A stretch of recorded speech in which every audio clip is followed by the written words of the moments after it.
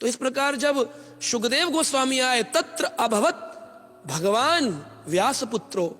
अब व्यासपुत्र शुकदेव को भगवान कहा है, जबकि भगवान तो केवल कृष्णस्तु भगवान स्वयं।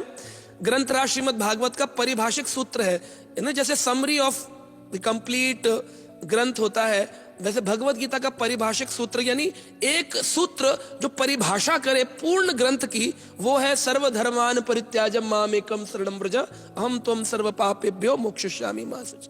यानी मेरी शरण में आ जाओ तो मैं तुम्हारी रक्षा करूंगा, ये परिभाषिक सूत्र है भगवत गीता का, और अर्जुन कृष्ण की शरण में चलेगा। तो भागवत का परिभाषिक सूत्र क्या है? बोले एते चांस कला पुंसा कृष्णस्तु भगवान स्वयं इंद्रियारी व्याकुलम लोके मुड़ंती युगे युगे।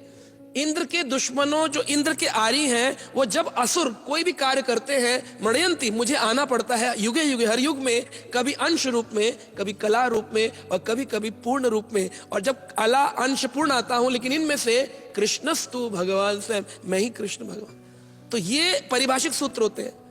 लेकिन उसमें अगर कृष्ण को भगवान बोला, पर यहां तो व्यास पुत्र शुकदेव गोस्वामी की चर्चा करते हुए सुत गोस्वामी बता रहे हैं नैमिषारण्य में, तत्र अभवत भगवान व्यास पुत्रो। अब व्यास पुत्र भगवान कैसे हो गए?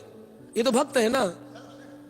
हाँ, सर्वश्रेष्ठ तो है, लेकिन क्या सर्वश्रेष्ठ होना भगवान बना देता है? ऐसी तो फिर तो ये मायावाद हो गया ना, कि कोई भी व्यक्ति सर्वश्रेष्ठ हो जाए वो भगवान हो जाएगा। हम भी भगवान, तुम भी भगवान, अहम ब्रह्मस्मि त्वम ब्रह्मस्मि तत्त्वम अस्मि, यही हो जाएगा। तो भगवान शब्द का इस्तेमाल क्यों किया? तो बोले एक होता है भगवान और एक होता है भगवानों का जो प्रतिनिधि होता है। इसलिए प्रभुपाद जी ने इस्तेमाल किया word supreme personality of God, नहीं गॉड हेड। भगवान शिव को भी भगवान बोला गया भागवत के 4 स्कंद में, रुद्र स्तुति में उनको भी भगवान कहकर के प्रचेता पुत्रों ने भगवान कहा।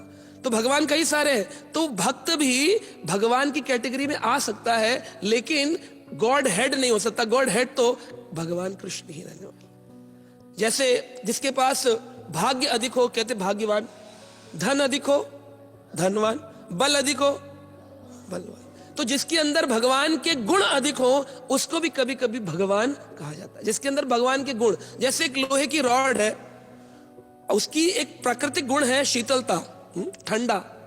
लोहे की रॉड को छुओ तो कैसी होती है? ठंडी होती है। लेकिन उसको अग्नि में रख दो तो गर्म हो जाती है, उसका बदल जाता है। ऐसे ही हमारा गुण क्या है?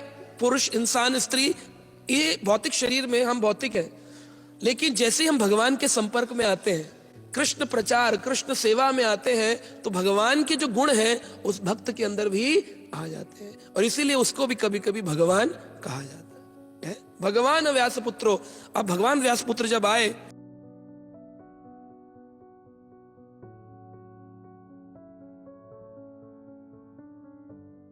Subscribe now and press the bell icon.